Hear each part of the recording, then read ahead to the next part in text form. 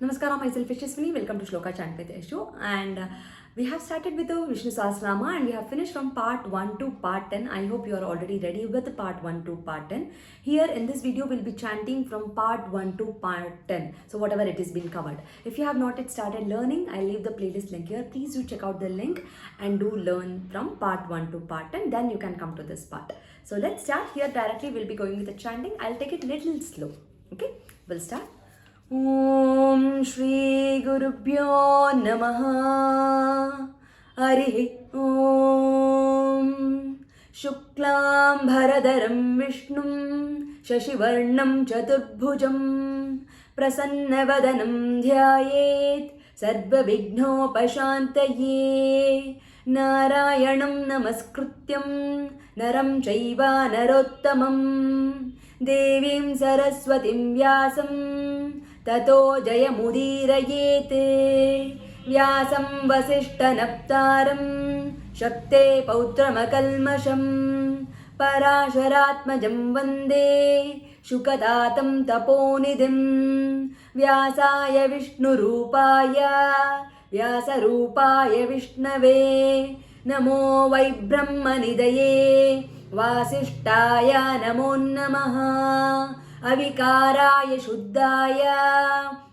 नित्याय परमात्मने सदैकरूपरूपाय विष्णवे सर्वजिष्णवे यस्य स्मरणमात्रेण जन्मसंसारबन्धनात् विमुच्यते नमस्तस्मै विष्णवे प्रभविष्णवे नमस्तमस्तभूतानामादिभूताय भूभृते अनेकरूपरूपाय विष्णवे प्रभविष्णवे ॐ नमो विष्णवे प्रभविष्णवे वैशम्पायन उवाच श्रुत्वा धर्मानशेषेण पावनानि च सर्वशः युधिष्ठिरः शान्तनवं पुनरेवाभ्यभाषत युधिष्ठिर उवाच किमेकं दैवतं लोके किं वाप्येकं परायणं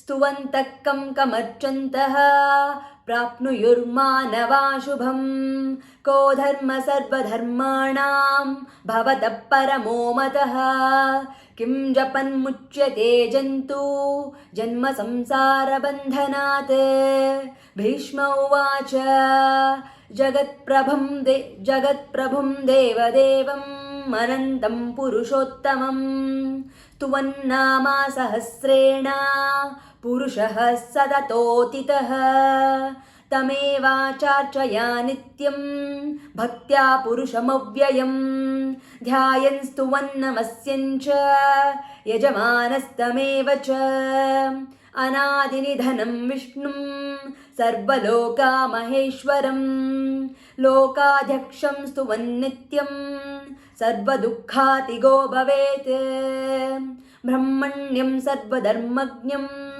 लोकानां कीर्तिवर्धनं लोकनाथं महद्भूतं सर्वभूतभवोद्भवम् एष मे सर्वधर्माणां धर्मोऽधिकतमो मतः यद्भक्त्या पुण्डरीकाक्षं स्तवैरर्चन्नरः सदा परमं यो महत्तेज परमं यो महत्तपः परमं यो महद्ब्रह्मा परमं यः परायणम् पवित्राणां पवित्रं यो मङ्गलानां च मङ्गलं दैवतं देवतानां च भूतानां यो व्ययः पिता यतः सर्वाणि भूतानि भवन्त्यादियुगागमे यस्मिन् च प्रलयं यान्ति पुनरेवायुगक्षये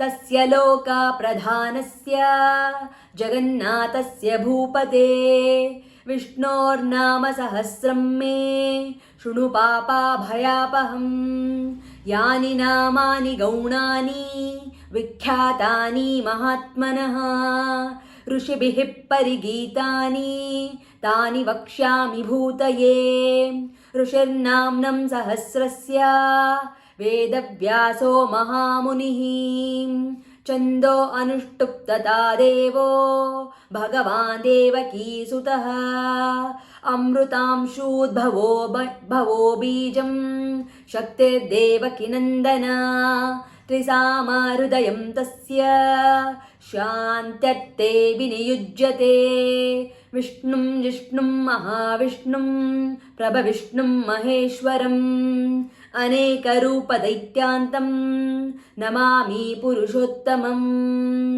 अस्य श्रीविष्णो दिव्यसहस्रनामस्तोत्रमहामन्त्रस्य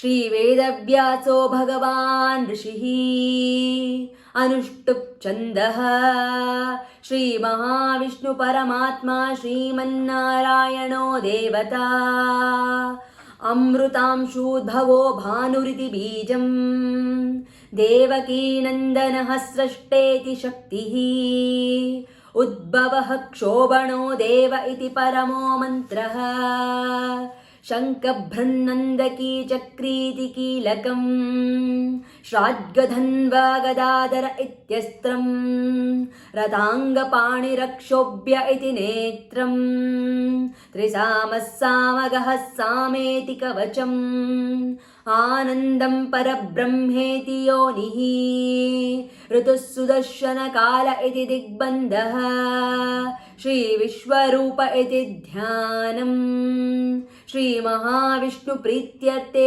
सहस्रनामपारायण जपे विनियोगः ध्यानम् क्षीरोदन्वत्प्रदेशे शुचिमणिविलसत्सेकते मौक्तिकानाम् मालाक्लृप्तसनस्तः स्फटिकमणिर्निभैर्मौक्तिकैर्मण्डिताङ्गः शुभ्रैरभ्रैरदभ्रैरुपरि विरचितैर्मुक्तपीयूषवर्षैरानन्दीनः पुनियादरिनलिनगदा शङ्खः पाणिर्मुकुन्दः भूपादौ यस्य नाभिर्वियदसुरनिलश्चन्द्रसौर्योश्च नेत्रे कन्नावाशः शिरोधौर्मुखमपि दहनो यस्य वासोऽयमब्धिः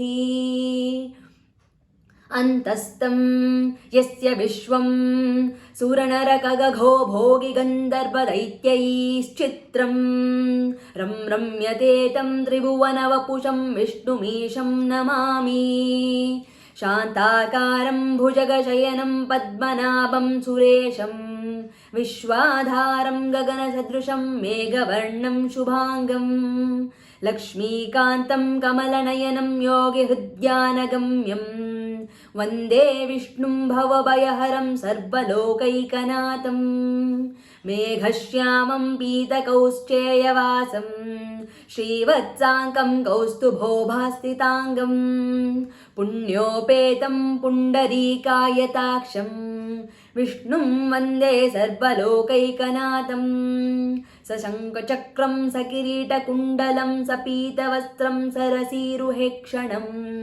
सहारवक्षस्थलकौस्तुभश्रियं नमामि विष्णु शिरसा चतुर्भुजं छायायां पारिजातस्य हेमसिंहासनोपरि आसीनाम्बुदश्यामं मायताक्षम् अलङ्कृतं चन्द्राननं चतुर्बाहुं श्रीवत्साङ्कितवक्षसं रुक्मिणी सत्यभामाभ्यं सहितं कृष्णमाश्रये. Here we'll stop the part 1 to part 10 chanting, and from the next 11th part we'll be learning as usual with the bits by bits. This will be a little faster, I understand. Please keep playing this as many times as possible. Listen and repeat, listen and repeat, so it will become much more comfortable. Please do let me know in comment section if in case if you are finding any difficulties. I'll help you out. Thank you so much. Namaskara.